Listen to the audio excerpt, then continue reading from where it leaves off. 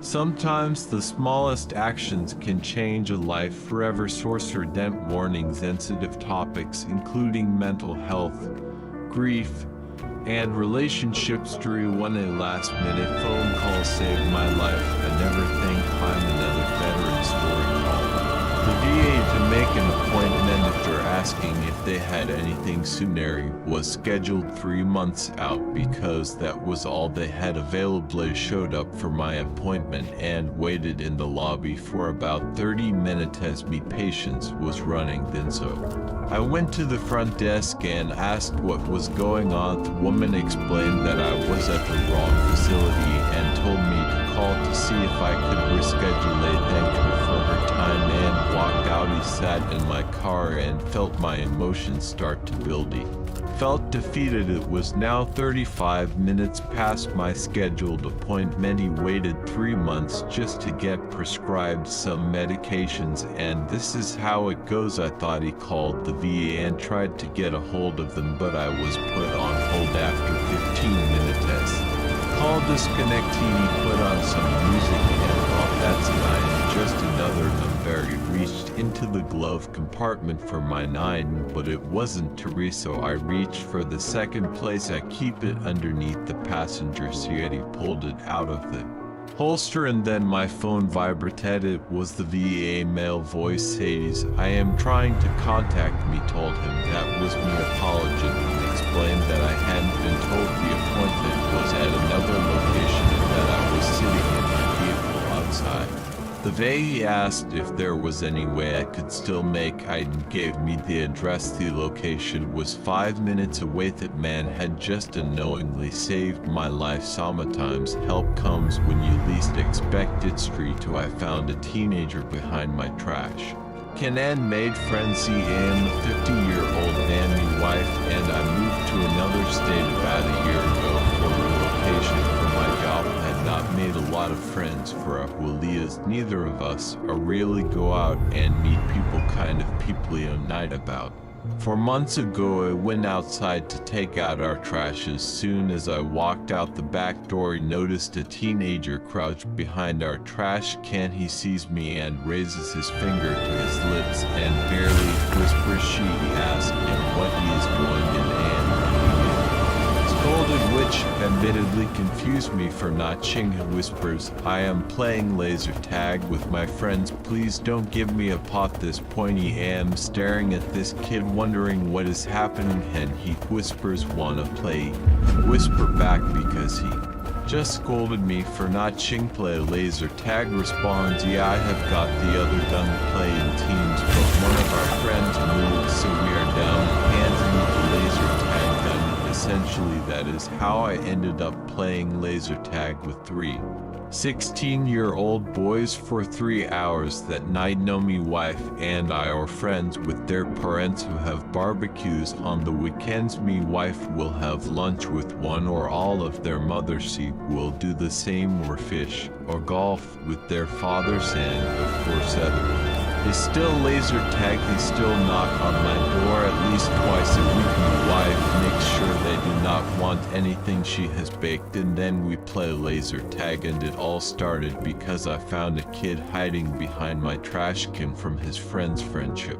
Can start in the most unexpected way. Story 3, I regret believing everyone when they said don't date from work. Avirian suddenly believes you don't date from work and mess where you two are a loser to do it, but swiping pictures for hours is totally normal. Apparently, judging looks you get from friends and family for telling them that you like someone from work. We have been working together for 1.5 years and I have liked her for that same amount. I believe she liked me too. When I started telling my friends it was a total joke to them, you don't mess where you eat. Soon even the folks at work started saying how terrible of an idea it was, because I think it was obvious that I liked her. The older generation said that I should trust them. On the female colleagues warned me about harassment. It terrified me that I would harass a coworker. So last Christmas party, some of us decided to continue the night after the office party. She looked amazing and talked to me the whole evening. Our way to the bar, two of my colleagues warned me that this could end very badly with her being all over mesh. She's very shy and polite, so the effort it must have taken her to want to stay close to me in spite of everyone around you. Don't waste your energy on do something stupid and you ruin your work environment and you will be awkward. He did something stupid. He ended up avoiding her at the bar. She looked puzzled but understood the gist and sat with the female workers instead. Then a couple of girls at the bar started to chat with using my colleague encouraged. I was the best when Monty ended up leaving with one of the girls. He felt my colleague's eyes on me when I left. She never talked to me again, never looked at me one chat. Has been very polite and kind as usual, but she never looks at me. Her smile in the morning when she says good morning is not the same. Of course I was for the best according to believe me. I know people, but why doesn't it feel that way in work environment? I was supposed to keep safe. Feels unbearable now. He should never have listened to anyone but my heart. He could always find another job, but feelings like these are hard to come. He just wanted to vent somewhere in the case. I can't really blame my family, friends, and colleagues for my actions. I am just bitter. Samit's advice isn't as good as listening to your heart story, for I stood by my friend for 12 years and supported him financially for 3 years. Now he is successful, getting married and treating me like I never existed. He feels shattered. He had a friend for more than 12 years. We're very close. When he was struggling for an important exam, he helped him a lot emotionally and financially. For more than 3 years, he gave him monthly support and also one big lump to me. Was well settled at that time, so I never thought about Monet. Just wanted him to succeed. After he became successful, he stopped talking to me. No calls, no proper reply, never returned my money, no explanation. Also it feels like once he doesn't need me, I don't exist for him. No, suddenly he messages me that he is getting married. Very casual message, like nothing happened between you. Live around 2,000 kilometers away, and honestly I don't feel like going. You feel more sad and disappointed than angry. It hurts to know that a 12-year friendship meant so little to him. He feel used and stupid for trusting him. Sometimes loyalty is not returned the way we hope for. I don't want kids today. It will ruin my relationship. I'll count again to 6 feet. Have a fiance to Fremway, have been together for 6 years, have a perfect relationship. That he wants kids and I don't. He always known that I am child free. Have tocophobia. I am disgusted by bodily fluids. He can't function without at least 6 hours of sleepy am. Audi stick me partner thinks I am a fence sitter leaning. Yes, he think I will never tell him this because I know he will leave. He left his ex for this exact reason, and I quietly resent him for this because it's so easy for him to want kids.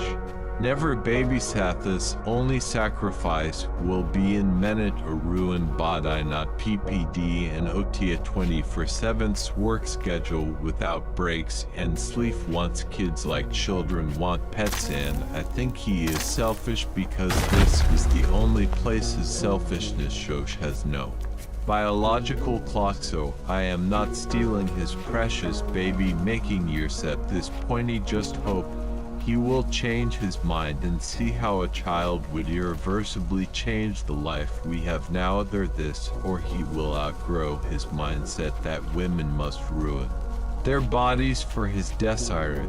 Don't plan on telling him, and I have enough excuses ranging from his health to our income. Some choices in life are deeply personal. Which of these situations would you act differently in? Would you follow your heart or listen to advice? How do you deal with loyalty being unappreciated, and how do you make choices about your own life? Do you keep quiet or speak your mind?